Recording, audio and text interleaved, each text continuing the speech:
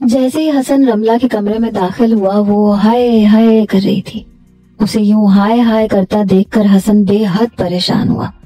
تیز قدموں سے چلتا ہوا جب اس کے پاس پہنچا تو وہ درد سے کرا رہی تھی۔ اس کی پیشانی پہ ہاتھ کی پشت رکھی تو اسے بخار تھا۔ یہ دیکھ کر حسن کی جان پہ بنی تھی۔ رملہ کیا ہوا تمہیں؟ وہ پوری کی پوری کپ کپا رہی تھی۔ حسن مجھے بہت سردی لگ رہی ہے، میری طبیعت ٹھیک نہیں ہے، میں نے کھانا بنا دیا تھا، تم فریج میں دیکھ لو رکھا ہوگا۔ ابھی بھی رملہ کو حسن کی فکر تھی۔ باہر میں جائے کھانا، مجھے کچھ نہیں کھانا۔ تمہیں کیا ہوا ہے؟ بخار کیسے ہو گیا؟ اپنے لیے حسن کو یوں پریشان دیکھ کے رملہ نے آنکھیں بند کی تھی۔ آنکھوں کے کناروں سے آنسو بہے تھے۔ شدت سے سردی کا احساس ہو رہا تھا۔ حسن مجھے الماری میں سے بلینکٹ دے دو، مجھے بہت سردی لگ رہی ہے، میں میڈیسن کھا چکی ہوں، کمرے سے تم باہر چلے جانا، صبح تک میں ٹھیک ہو جاؤں گی۔ رملہ بری طرح سے کانپ رہی تھی۔ حسن جلدی سے الماری کے پاس گیا، الماری کا پٹ کھولا، سامنے رکھے کمبل کو اٹھا کے اچھی طرح سے رملہ کو دے دیا۔ باہر آیا تو ذہن کے پردے پہ کچھ دکھائی دے رہا تھا۔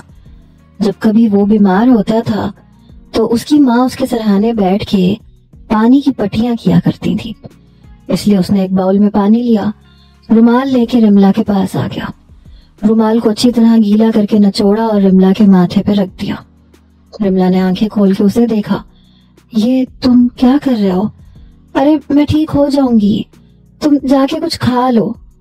مجھے کہیں نہیں جانا اور مجھے بھوک بھی نہیں لگی۔ تمہیں بخار تھا، مجھے فون نہیں کر سکتی تھی، تم مجھے بتا نہیں سکتی تھی کہ تمہاری طبیعت خراب ہے۔ حسن کو رملہ پہ غصہ آ رہا تھا۔ میں تمہیں پریشان نہیں کرنا چاہتی تھی، تم کچھ کھا لو، میں ٹھیک ہو جاؤں گی۔ لیکن حسن اس کے پاس بیٹھا رہا۔ آدھے گھنٹے بعد جا کر کہیں رملہ کا بخار کم ہوا، لیکن سردی کا احساس ابھی بھی ہو رہا تھا اور رملہ گہری نیند سو چکی تھی۔ نیند میں ہی حسن کا ہاتھ پکڑ رکھا تھا۔ کچھ دیر تو حسن اسے دیکھتا رہا، لیکن جب اس کے کپ کپاتے وجود کو دیکھا تو اس کے ماتھے پہ ہاتھ پھیرنے لگا۔ بخار قدرے کم ہو چکا تھا۔ حسن اس کے بال سہلانے لگا۔ رات ویسے بھی ہو چکی تھی، حسن کو بھوک بھی لگ رہی تھی، نیند بھی آ رہی تھی، کیونکہ آج کافی تھک چکا تھا۔ اپنا ہاتھ رملہ کے ہاتھ سے چھڑوانا چاہا، لیکن وہ اپنی انگلیاں اس کے ہاتھ کی انگلیوں میں پیوست کر چکی تھی۔ پلیز میرے پاس رہو، مجھے چھوڑ کے مت جاؤ، تمہارے علاوہ میرا کوئی اپنا نہیں ہے، سب مطلب ہی ہے۔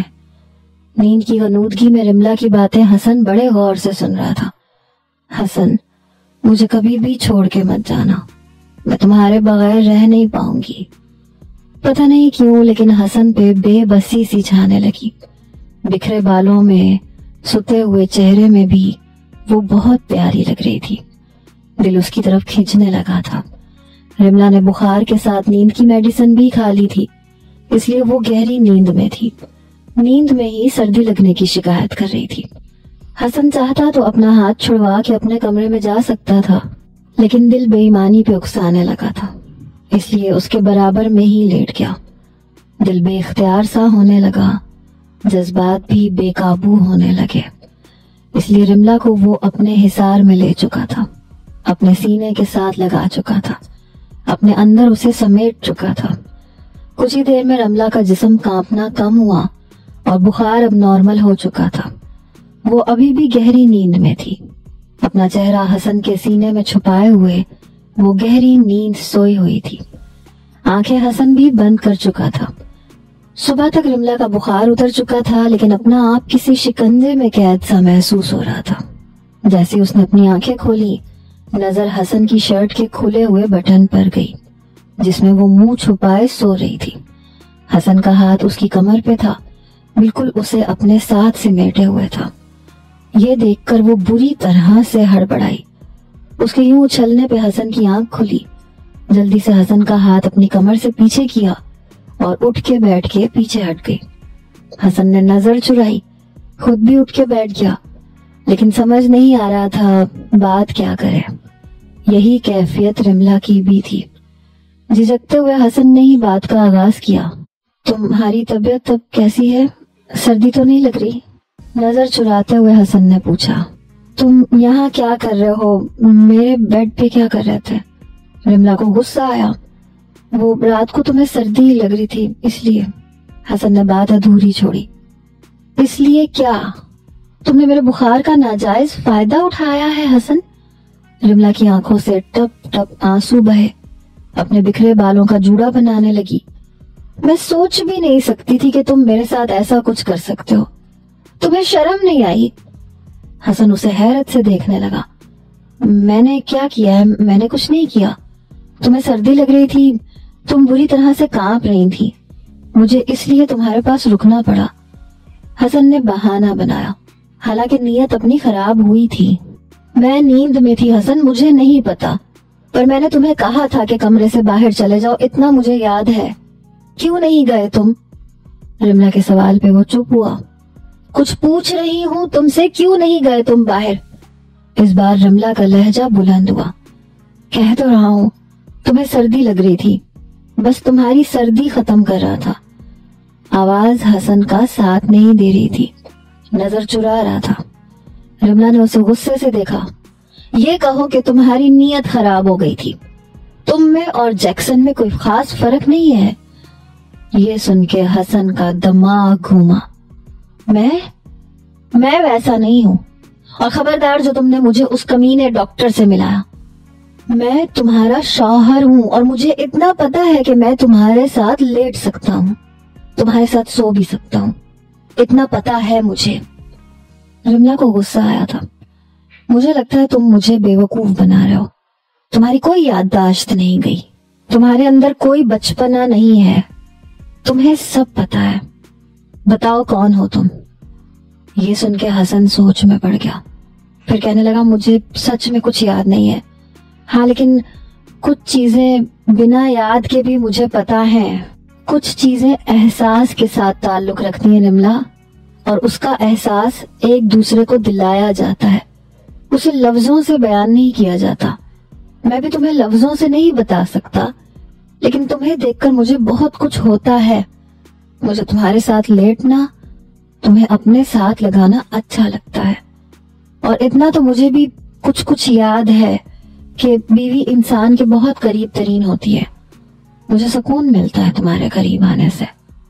सच सच बताओ रिमला, क्या तुम्हें मेरे करीब आने से सुकून नहीं मिलता? रिमला नजरें चुराने लगी, लेकिन वो उसके बिल्कुल सामने बैठ चुका था। बताओ मुझे, क्या तुम बेफिक्र होके नहीं सोई? तुम्हें सर्दी तो नहीं लगी ना? मुझे भी अच्छा लगा तुम्हारे पास रहना, बहुत अच्छा लगता है। रिमला को लगा जैसे वो लाजवाब हुई हो। मुझे भूख लगी है। रिमला ने मौजू बदलना चाहा। मैं तुम्हारे लिए नाश्ता बनाता हूँ, तुम फ्रेश होके आ जाओ। ये कह के हसन कमरे से बाहर जा चुका था। रिमला उसी के बारे में सोचने लगी। उसकी बात बिल्कुल ठीक थी, और रिमला को भी मोहब्बत चाहिए थी, अपनायत चाहिए थी, किसी का साथ चाहिए था जो उसे हसन से मिल रहा था। हालांकि ना तो वो पहले हसन से मोहब्बत करती थी, और ना ही ये सोची समझी शादी थी। ना पहले से उनकी कोई अंडरस्टैंडिंग डेवलप हुई थी, कुछ भी नहीं था। बस वो हादसाती तौर पे उसकी जिंदगी में आया था। अंदर ही अंदर रमला को ये भी डर था कि कहीं वो हसन को खो ना दे। पहली बार ऐसा शख्स मिला था जो सिर्फ उससे मोहब्बत करता था। अपनी सारी महरूमियां रमला को जब याद आती तो दिल चाहता था कि टूट कर हसन से मोहब्बत करे, उसे कहीं भी जाने ना दे। हाथ मुंह धो के जब वो बाहर आई तो हसन उसके लिए नाश्ता बना चुका था, अपने हाथों से उसे खिला रहा था। फिर अपने सामने उसे मेडिसिन दी। उसका यूं ख्याल रख रहा था जैसे वो कोई छोटी सी बच्ची है। दोपहर को भी हसन काम पे नहीं गया था, बल्कि रमला के लिए खाना भी बनाया। पूरा दिन उसका ख्याल रखता रहा। वो बार बार कह रही थी कि मैं अब ठीक हूँ, मेरा बुखार उतर चुका है, लेकिन हसन उसकी एक भी नहीं सुन रहा था। बुखार उतर चुका है तो क्या हुआ, अभी तबीयत तो ठीक नहीं हुई ना? अपना चेहरा देखा है तुमने, कितना उतरा हुआ है। रमला कहने लगी, इतना ख्याल मत रखा करो मेरा, तुम चले जाओगे तो फिर मुझे बहुत तकलीफ होगी। झिझकते हुए उसने ये बात कही थी। हसन कहने लगा, मैंने कहाँ जाना है? मैंने कहीं नहीं जाना, मैं कहीं नहीं जाऊंगा। مجھے ہمیشہ تمہارے پاس رہنا ہے. تم نہیں جانتی تم میرے لیے کیا ہو. تم یہاں رہتی ہو میرے دل میں. اس نے دل کے مقام پہ انگلی رکھ کے کہا تھا. 2 دن حسن رملہ کا خیال رکھتا رہا، لیکن تیسری رات رملہ کے بیڈ پہ آ کے لیٹ گیا. رملہ نظریں چرا رہی تھی. تم اپنے کمرے میں نہیں سو گئے؟ حسن اس کی آنکھوں کی طرف دیکھ رہا تھا. نہیں، اب اپنے کمرے میں نیند نہیں آتی. بار بار تم یاد آتی ہو. بار بار دل چاہتا ہے تمہارے ساتھ سوؤں. مجھے تمہارے پاس لیٹنا ہے. پلیز انکار مت کرو. رملہ میں کہاں ہمت تھی کہ انکار کرتی. اس کے بازو کو سیدھا کر کے اس کے اوپر سر رکھ کر لیٹ گئی. اپنا آپ حسن کے حوالے کر چکی تھی.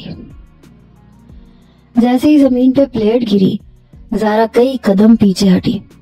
مجھے اپنے مزاج کے خلاف کچھ بھی برداشت نہیں ہے زارا. یا تو میرے مطابق چلو یا پھر میری جان چھوڑو. طلاق میں تمہیں اس لیے نہیں دے سکتا کیونکہ ابھی میرے پاس اتنے پیسے نہیں ہیں. خلا لینے میں تم آزاد ہو. حسن جان بوجھ کے اسے تنگ کر رہا تھا تاکہ وہ حسن سے خلا لے اور اس کی جان چھوڑ دے. لیکن وہ حیران اس بات پر تھا کہ وہ کمرے سے باہر چلی گئی اور تازہ روٹی اس کے لیے بنا کر لائی، اور اس بار قدرے بہتر روٹی تھی. حسن کو تو لگا تھا کہ وہ کمرے میں آئے گی ہی نہیں. وہ چاہتا تھا کہ زارا سے اس کی جان چھوٹ جائے. روٹی دیکھ کے اس نے زارا کی طرف دیکھا، پھر کہنے لگا یہ کچھ بہتر ہے. کھانا کھانے کے بعد وہ اپنے لیپ ٹاپ پہ مصروف ہو گیا. زارا نے زمین پہ بکھرے کانچ بھی اٹھا لیے تھے. حسن یوں تو لیپ ٹاپ پہ مصروف تھا لیکن دیکھ زارا کو ہی رہا تھا. کیوں برداشت کر رہی تھی اسے؟ ویسے ایسی تھی تو نہیں، کوئی نہ کوئی تو وجہ تھی، لیکن کیا وجہ تھی یہ سمجھ نہیں آ رہا تھا. کچھ ہی دیر میں حسن سو چکا تھا. رات کے 3 بجے اسے لگا جیسے فون پہ بیل ہوئی ہو. اس کی نیند اتنی پکی نہیں تھی اس لیے آنکھ کھل گئی. کروٹ اس کی زارا کی جانب تھی جہاں زمین پہ وہ سو رہی تھی. موندی موندی آنکھیں کھول کے دیکھا تو زارا کا موبائل بج رہا تھا. جلدی سے اس نے فون کاٹا لیکن پھر موبائل پہ بیل بجی. اس بار وہ والیوم سائلنٹ کر چکی تھی. فون اٹھا کے کہنے لگی صبر نہیں ہے تمہیں؟ ابھی باہر جا کے بات کرتی ہوں. تمہیں پہلے بھی کہا تھا صرف میسج کیا کرو. اگر اس جلاد چشماٹو کی آنکھ کھل گئی تو میری زندگی اجیرن بنا کے رکھ دے گا. یہ سن کے حسن کے سارے طبق روشن ہو چکے تھے. رات کے اس پہر کس سے بات کر رہی تھی وہ؟ زارا اٹھی اور کمرے سے باہر چلی گئی. دروازہ بھی دھیرے سے بند کر دیا. حسن فوراً سے بیڈ سے اٹھ کے نیچے کھڑا ہو گیا. اس نے آہستگی سے دروازہ کھولا تو دیکھا وہ لاؤنج کے مین دروازے سے باہر جا چکی تھی. وہ بھی دھیرے دھیرے چلتا ہوا لاؤنج سے باہر آیا. زارا کی حسن کی جانب پشت تھی. فیضان، میں نے تمہاری خاطر بہت بڑا قدم اٹھایا ہے، ورنہ تم جانتے ہو مجھے حسن فرقان نامی بلا سے کتنی نفرت ہے. فیضان کا نام سن کے حسن کے ہوش اڑ کے رہ گئے. وہ بڑی آہستگی سے دبے پاؤں اس کے بالکل پیچھے جا کے کھڑا ہو گیا. دیکھو زارا، سمجھو، ایک بار یہ 8 مہینے کا کورس میں نے کر لیا تو مجھے حسن کی ضرورت نہیں پڑے گی، اور یہ موقع مجھے بار بار ملنا بھی نہیں تھا. یہ ڈرامہ ہم نے اس لیے رچایا تھا کیونکہ میں جانتا تھا کہ ایک واحد حسن ہے جو تمہیں ہاتھ بھی نہیں لگا سکتا. اسی لیے تو ہم دونوں نے مل کے یہ ڈرامہ رچایا تھا. خدا کے لیے بس 8 مہینے انتظار کر لو، جس میں سے 2 تو گزر ہی چکے ہیں. میں یہاں پہ جیسے ہی اپنی ٹریننگ ختم کر کے آؤں گا میں ڈیزائننگ میں ماہر بن چکا ہوں گا، اور پھر مجھے حسن کی محتاجی کی ضرورت نہیں پڑے گی. اپنی فیکٹری میں خود چلا سکوں گا. مجھے اس کی منتیں نہیں کرنی پڑیں گی. اس کا دماغ اس چیز میں بہت چلتا ہے، لیکن مجھے ٹریننگ کی ضرورت ہے. تم جانتی ہو تمہارے دونوں بھائی نکمے ہیں. اگر میں شادی پر اپنی یہ بات رکھ دیتا تو کوئی بھی میری بات نہ مانتا، نہ مجھے فیکٹری سے جانے دیتے، اور نہ میں یہ موقع حاصل کر سکتا جو کسی کو ملتا ہے. ایک تم ہو جس نے میرا ساتھ دیا ہے، اور ایک روہیل ہے جس کی وجہ سے ہمارا رچایا ہوا ڈرامہ کامیاب ہوا ہے.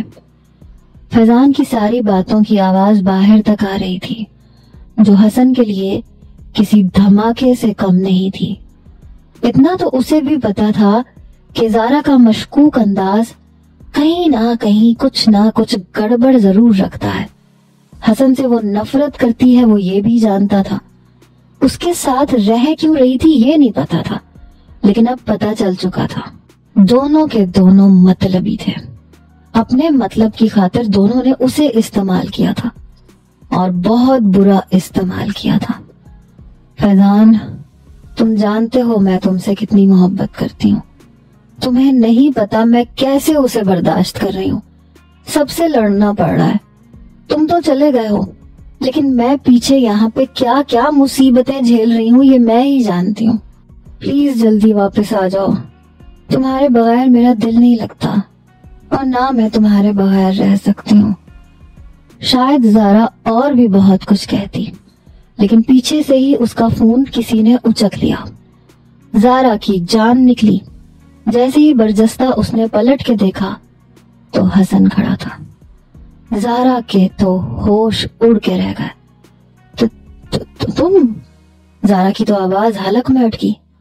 हाँ मैं भी तो सोचूं, इतनी अच्छी तुम हो नहीं सकती कि मेरी खातिर उम्र को ठुकरा दो। मेरे सख्त रवैये को बर्दाश्त करो, मेरे लिए रोटी अच्छी बनाओ।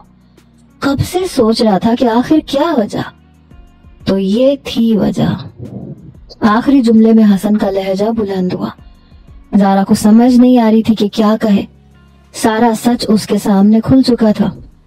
क्या समझ रखा है तुमने मुझे ज़ारा, और क्या समझ रखा है फैजी के बच्चे ने? मैं तुम लोगों के हाथों का खिलौना हूँ, जब जी चाहेगा खेलोगे। तुमने मुझ पे घटिया इल्जाम लगाया, निकाह किया, सिर्फ इसलिए कि गुस्से में आके मामू तुम्हारी शादी किसी और से ना कर दे, या फैजान के जाने पे फैजान को छोड़ के तुम्हें किसी और के साथ रुखसत ना कर दे। मैं तुम्हारे लिए फालतू चीज था जिसे तुम जब चाहे इस्तेमाल करो, और जब तुम्हारा मकसद पूरा हो जाए तो फेंक दो। हसन की गुस्से के मारे बुरी हालत थी। वो बुलंद लहजे में कह रहा था। ज़ारा ने उसके मुंह पे हाथ रखना चाहा। खुदा के लिए हसन चुप हो जाओ, मैं तुम्हें सब कुछ सच बताने को तैयार हूँ। हसन प्लीज शोर मत मचाओ। हसन ने उसका हाथ अपने मुंह से हटाया। क्यों शोर ना मचाऊं? मैं तुम्हारी इज्जत क्यों रखूं, और मैं उस फैजान के बच्चे के ड्रामे को बेबाक क्यों ना करूं? ये कह के हसन ने ज़ारा की कलाई पकड़ी और उसे लाउंज में ले आया। मामू, मुमानी, नानी, वो सबको जोर जोर से पुकारने लगा। हसन खुदा के लिए हसन चुप हो जाओ, मैं मिन्नत करती हूँ तुमसे। इससे पहले कि ज़ारा उसकी मिन्नत समाजत करती, कमरों के दरवाजे खुल चुके थे। अब्दुर्रहमान साहब, आरफा बेगम, शाहजहान बेगम, हाशिम, मन्नान साहब, यहाँ तक कि गजाला भी बाहर आ गई और नायला भी। सब इकट्ठे हो चुके थे। रात के 3 बजे का वक्त था। शाहजहान बेगम का हसन और ज़ारा को देख के पारा हाई हुआ। अरे कमबख्तो, क्या मसला है तुम लोगों के साथ? रात की नींद भी तुम लोगों ने हराम करके रख दी है। अब कौन सा नया फसाद शुरू हो गया तुम दोनों का? हसन कहने लगा, फसाद शुरू नहीं हुआ, जो फसाद बरपा हुआ था उस फसाद की जड़ मिल गई। अब्दुर्रहमान साहब कहने लगे, कौन सा फसाद है, क्या बोल रहे हो तुम? शाहजहान बेगम कहने लगी, पता नहीं इस खपती इंसान को चैन क्यों नहीं आता। अरे रात के 3 बजे कौन सा नया स्यापा डाल दिया तुमने हमारे सर पे? अब क्या हुआ? ज़ारा रोने लगी। हसन कहने लगा, पूछे अपनी पोती से कि फैजान कहाँ है। फैजान का नाम सुन के नायला की आंखें खुली। क्या मतलब तुम्हारा? ज़ारा को क्या पता कि फैजान कहाँ गया है? हसन कहने लगा, मुमानी, इसे सब पता है। ये इन दोनों की मिली भगत है। आपका बेटा और ये ज़ारा की बच्ची, इन दोनों ने प्लान बना के मुझे बदनाम किया है। कुछ नहीं बिगाड़ा मैंने इसका, कोई इसकी इज्जत बर्बाद नहीं की मैंने। ये इसकी और फैजी की चाल थी ये। ज़ारा नफी में सर हिलाने लगी। हसन कहने लगा, सच बताओ ज़रा, वरना मैं तुम्हारा गला घोंट के तुम्हें इधर ही मार डालूंगा। मन्नान साहब, अब्दुर्रहमान साहब, यहाँ तक के शाहजहान बेगम, सभी को चुप सी लग गई। ज़ारा फूट फूट के रोने लगी। कहने लगी, ये सब कुछ फैजान ने किया है। کیونکہ اس کی شرٹس کی بنائی ہوئی ڈیزائننگ سے فیکٹری لاس میں جا رہی تھی. وہ حسن سے ڈیزائننگ بنواتا تھا تو وہ ڈیزائننگ کامیاب ہو جاتی تھی، لیکن وہ نام اپنا استعمال کرتا تھا. لیکن جب حسن نے اسے منع کر دیا کہ وہ فیکٹری کے لیے کوئی بھی ڈیزائن بنا کے نہیں دے گا، تو پھر فیضان نے باہر کی کمپنی میں ہونے والے کورسز میں اپلائی کیا. اس کا 8 مہینے کا کورس تھا جس سے وہ اچھی ڈیزائننگ بنانا سیکھ سکتا تھا. لیکن اس وقت تک شادی کو صرف 2 دن رہ گئے تھے. اگر وہ انکار کرتا تو شاید کوئی بھی اسے جانے نہ دیتا، اور وہ یہ موقع گنوانا نہیں چاہتا تھا. اس لیے زارا روتے ہوئے بتا رہی تھی. اس لیے کیا؟ پوری بات بتاؤ سب کو، حسن چلایا. اس لیے یہ سارا ڈرامہ رچانا پڑا. فیضان نے میرے آگے ہاتھ جوڑ کے مجھ سے کہا تھا کہ میں اس کا ساتھ دوں، اور وہ جانتا تھا کہ حسن ایک واحد بندہ ہے جو مجھ سے اتنی نفرت کرتا ہے کہ کبھی بھی مجھے ہاتھ تک نہیں لگائے گا. ورنہ اگر فیضان چلا جاتا تو بابا میری شادی کسی اور کے ساتھ کر دیتے. اس لیے ہم دونوں نے یہ سب کیا تھا. روتے ہوئے زارا نے سب کچھ بتا دیا. حسن کہنے لگا، سن لیا آپ نے ماموں؟ نانی سن رہی ہے نا آپ کی پوتی نے کس طرح سے مجھے استعمال کیا ہے، میری زندگی برباد کر دی ہے، میری محبت مجھ سے چھین لی، میرا سب کچھ برباد کرنے کے بعد بھی اسے چین نہیں آیا تو مجھ پہ بدکاری کا الزام لگا دیا، صرف اس لیے تاکہ مجھ سے نکاح کر کے یہ باحفاظت رہ سکے، اور کل کو فیضان آئے تو مجھ سے طلاق لے کے فیضان کی دلہن بن جائے. اور وہ فیضان جو خود کو میرا ہمدرد کہتا تھا، اتنا بڑا ڈھونگی نکلا وہ. یہ ہے آپ کی پوتی کی اصلیت. پھر اس نے فیضان کو کال کی. زارا کے فون سے ہی کال کی تھی، اس لیے فوراً سے فیضان نے اٹھا لی. زارا فون کیوں بند کر دیا تھا؟ دیکھو میری بات کو سمجھو، ابھی تمہیں میرا ساتھ دینا پڑے گا. صرف 6 مہینے کی بات رہ گئی ہے. میں جانتا ہوں جتنی نفرت حسن تم سے کرتا ہے تم اس کے کمرے میں رہ کے بھی باحفاظت رہو گی، اور میں آ کے سب کچھ ٹھیک کر دوں گا. اسپیکر پر فیضان کی بات سب نے سنی. شاہجہان بیگم آگے بڑھی، فون حسن سے چھین کے فیضان پہ شروع ہو گئی. کمبخت، نالائق، یہ کیا کیا ہے تو نے؟ کون سا ڈرامہ رچایا تو نے ہمارے ساتھ؟ تیری ماں کا رو رو کے بلڈ پریشر ہائی ہے، تیرا باپ تمہارے لیے پریشان ہے، اور تم یہاں پہ اپنی منمانیاں کر رہے ہو. ہم بڑے مر گئے تھے کیا؟ ہم سے بات کیوں نہیں کی؟ ہم کوئی راستہ نکال لیتے. فیضان نے جیسی شاہجہان بیگم کی بات سنی تو فوراً سے فون بند کر دیا. عبدالرحمان صاحب نے کئی کالز کی لیکن فیضان نے فون نہیں اٹھایا. انہیں بے حد غصہ آیا. ایک زوردار تھپڑ تھا جو انہوں نے زارا کے منہ پہ مارا. وہ گرتے گرتے بچی تھی. شرم نہیں آئی تمہیں اتنی بڑی بات چھپاتے ہوئے؟ یہ کون سی محبت تھی تم دونوں کی جس کی خاطر تم نے اتنی بڑی بدنامی لے لی، سب کے سامنے ہمارا منہ کالا کروا دیا. ابھی تک ہم لوگوں سے اپنا منہ چھپاتے پھر رہے ہیں. تم کیا سمجھتی ہو جس شخص کی بچی کے ساتھ ایسا سب کچھ ہو جائے اسے دنیا کس نظر سے دیکھتی ہے؟ لیکن مجھے لگا کہ قصوروار حسن ہے. یہ نہیں پتا تھا کہ میری ہی بیٹی آستین کا سانپ نکلے گی. زارا تم نے ہمیں کہیں کا نہیں چھوڑا، اور اس فیضان کے بچے کو میں چھوڑوں گا نہیں. عبدالرحمان صاحب کو بہت غصہ آیا تھا. منان صاحب تو چپ تھے کیونکہ انہیں بھی فیضان سے اس قسم کی امید نہیں تھی. نائلہ کہنے لگی، بھائی صاحب سارا قصور میرے بیٹے پہ نہ ڈالے. زارا برابر کی شریک ہے، کیا اس کے منہ میں زبان نہیں تھی؟ 2 مہینے سے میری مامتا تڑپ رہی ہے. میرے بیٹے کا ایک بار مجھے فون نہیں آیا. میرا بی پی ہر وقت شوٹ کرتا رہتا ہے. میں بیمار رہنے لگی ہوں، اور اس کو ذرا بھی احساس نہیں ہوا کہ ہم لوگ کس حالت میں ہیں، کس پریشانی میں ہیں ہم. اس نے بتایا تک نہیں کہ فیضان کہاں ہے. ایسی لڑکی کو میں اپنی بہو کبھی بھی نہیں بناؤں گی. آ جائے فیضان، اس کے کان بھی کھینچوں گی، لیکن اس کی شادی کبھی بھی زارا سے نہیں کرواؤں گی. نائلہ بیگم کا غصے سے برا حال تھا. زارا رونے لگی.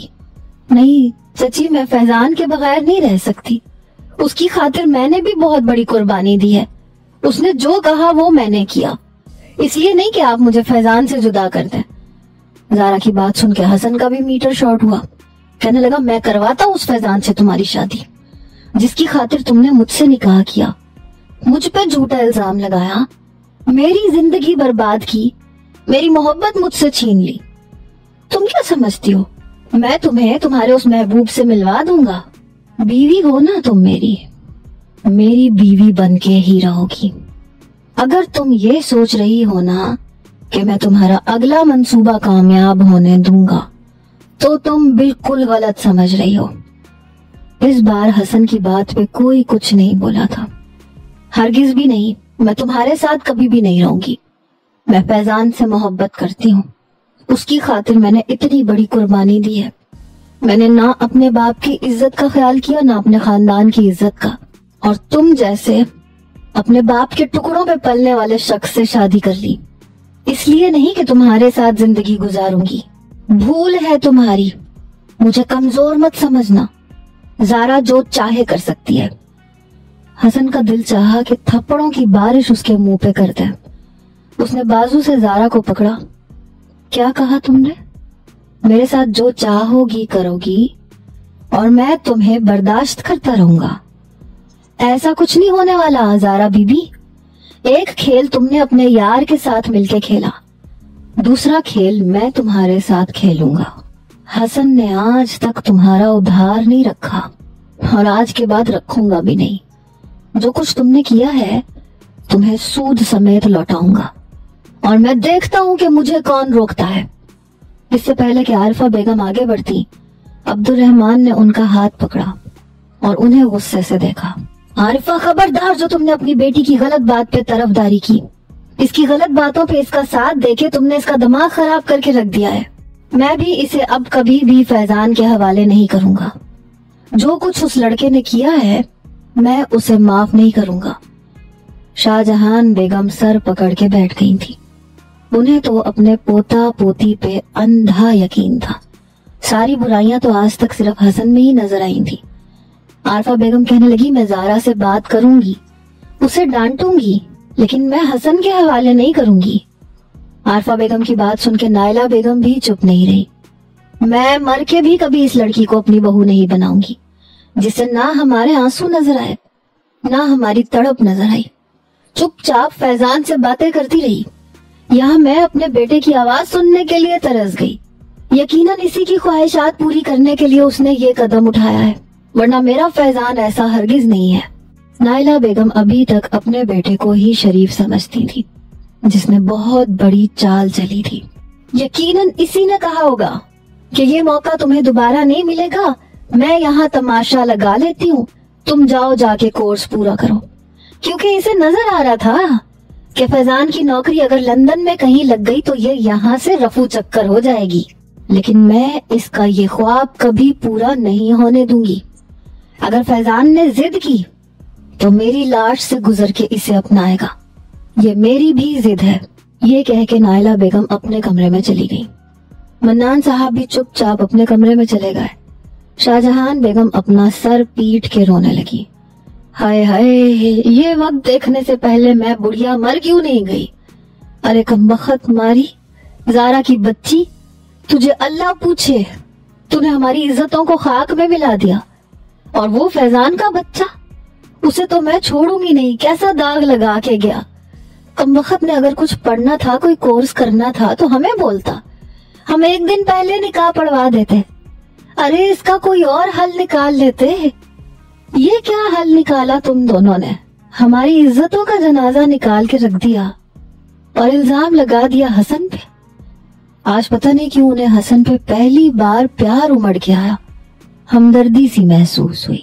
زارا کو اپنے کیے پہ ذرا بھی افسوس نہیں تھا. وہ اپنے کمرے میں جانے لگی لیکن حسن اس کی کلائی پکڑ چکا تھا. کہاں جا رہی ہو تم میری بیوی ہو, میرے کمرے میں چلو. یہ سن کے زارا کے ہوش اڑے.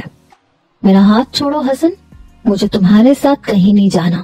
اگر میرے ساتھ زبردستی کرنے کی کوشش کی تو میں عدالت تک جاؤں گی. اس سے پہلے کہ وہ کوئی اور دھمکی دیتی, عبد الرحمن صاحب اس کے پاس آ کر کھڑے ہو گئے. اپنی بکواس بند کرو زارا. جس لڑکے نے تمہیں ورغلا کے اپنا مقصد پورا کیا اور ہمیں بدنامی کے اندھیروں میں دھکیلا، میں کبھی بھی تمہاری شادی اس سے نہیں کروں گا. بہتر ہے کہ جاؤ اور جا کے حسن کے ساتھ زندگی گزارو، کیونکہ یہ تمہارا اپنا فیصلہ تھا. زارا رونے لگی، اپنا ہاتھ حسن کے ہاتھ سے چھڑوانے لگی. بابا میں نہیں رہوں گی اس کے ساتھ، مجھے اس کے ساتھ نہیں رہنا، میں اس سے صرف نفرت کرتی ہوں. مجھے فیضان نے کہا تھا، میں نے اس کے کہنے پہ اس سے نکاح کیا تھا. آپ فیضان سے بات کریں نا، میں کیوں سزا بھگتوں، مجھے نہیں رہنا اس کے ساتھ. زارا روئے جا رہی تھی، اپنا ہاتھ چھڑوا رہی تھی. میں کہتی ہوں میرا ہاتھ چھوڑو حسن، لیکن وہ کسی بے جان بت کی طرح کھڑا تھا. اس کی کلائی زور سے پکڑ رکھی تھی کہ زارا کے لیے چھڑوانا مشکل تھا. آہستہ آہستہ سب اپنے کمرے میں جا چکے تھے. میں کہتی ہوں میرا بازو چھوڑو، میری بات یاد رکھنا، اگر فیضان کو پتہ چل گیا نا کہ تم نے میرے ساتھ زبردستی کی ہے تو وہ تمہیں جان سے مار ڈالے گا. تم اچھے سے جانتے ہو وہ مجھ سے کتنی محبت کرتا ہے. مجھے نہ اپنے ماں باپ کی پرواہ نہ کسی اور کی، اور میں جانتی ہوں فیضان کو بھی نہیں ہوگی. وہ آئے گا تو مجھے ضرور اپنائے گا. بار بار وہ اپنا بازو چھڑوا رہی تھی. حسن کہنے لگا اب جب تک وہ آئے گا نا تب تک تم میرے بچے کی ماں بننے والی ہو جاؤ گی، پھر میں دیکھوں گا وہ تمہیں اپناتا ہے یا چھوڑتا ہے. یہ مت سمجھنا کہ میں تمہیں بخش دوں گا. تم میری محبت نہیں ہو زارا، تم میری صرف ضد ہو. جو کچھ تم نے میرے ساتھ کیا ہے، میں قسم کھاتا ہوں اپنے مرے ہوئے باپ کی، میں تمہاری ساری زندگی جہنم بنا کے رکھ دوں گا، اور اس زندگی کی ابتدا آج رات سے ہوگی. حسن کے خطرناک تیور دیکھ کے زارا رونے لگی. میرا ہاتھ چھوڑو حسن. وہ اسے زبردستی اپنے کمرے میں لے جانے لگا. وہ چلا رہی تھی، حسن میرا ہاتھ چھوڑو، بچاؤ، کوئی مجھے بچاؤ، بابا خدا کے لیے میری اس سے جان چھڑوائے، دادی دادی خدا کے لیے کوئی تو میری مدد کرے. لیکن اس بار کسی کے کمرے کا دروازہ نہیں کھلا. حسن اسے اپنے کمرے میں لے جا چکا تھا. کمرے میں لے جاتے ہی اسے زمین پر پھینکا اور کمرے کی کنڈی لگائی. بنا زارا کی کوئی بات سنے حسن نے اپنی شرٹ کے بٹن کھولنے شروع کیے، اور زارا کی جان لبوں تک آئی تھی کیونکہ فرار کا کوئی راستہ اسے نظر نہیں آ رہا تھا. جی تو ریڈرز، کون ہوگی حسن کی ہیروئن، رملہ یا زارا؟ جلدی سے کمنٹس میں بتائیں. اللہ حافظ.